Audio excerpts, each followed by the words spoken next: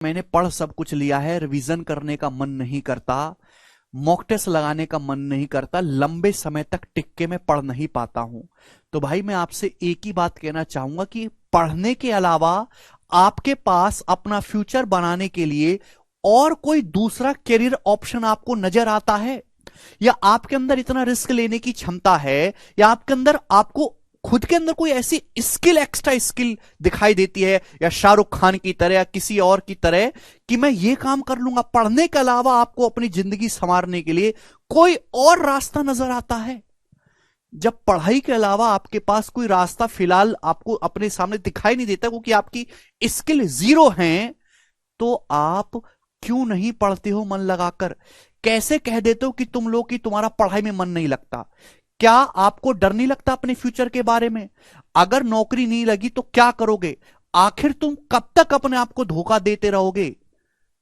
तुम्हें अपने और अपने मां बाप के लिए थोड़ी सी भी चिंता नहीं होती? जिन मां बाप ने तुमको शहजादे की तरह पाला है, तुमको दूध, रोटी, दही, खीर है, मक्खन, ये सब तुमको खिलाया, इतना पाल पोस के बड़ा किया, अब उनकी एज हो रही है, तो तुम्हारी जिम्मेदारी नहीं बनती कि आप अपने माँ बाप को थोड़ा सुख दे पाओ?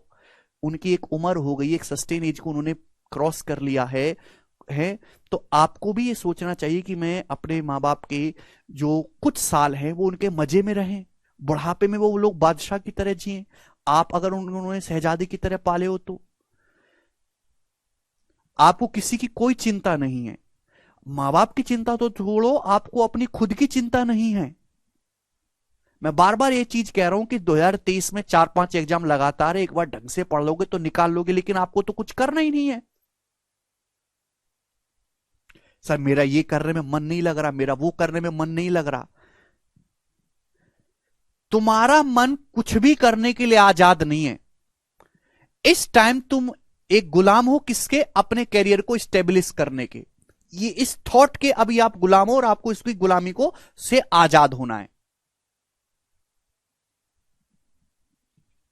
आप खुद के मालिक तभी बन पाओगे जब आप अपना कैरियर जो है फिक्स कर लोगे, जब आप जीवन में कोई मुकाम हासिल कर लोगे। अभी आपके ऊपर जिम्मेदारी बहुत है, तो आपको मोटिवेशन की जरूरत नहीं है। आप अपने आसपास जो है अपने घर में जिम्मेदारी देखिए, महंगाई कितनी बढ़ चुकी है पता है?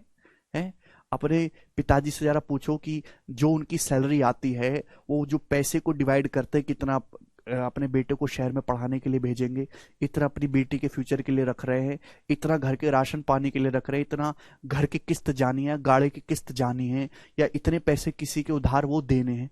तो सैलरी आने से पहले ही पापा पूरा हिसाब लगा लेते हैं। क्या आपको नहीं लगता कि मैं अपने पिताजी को थोड़ा मेंटल पीस दे पाऊं, कि उनको ऐसा ना सोचना पड़े?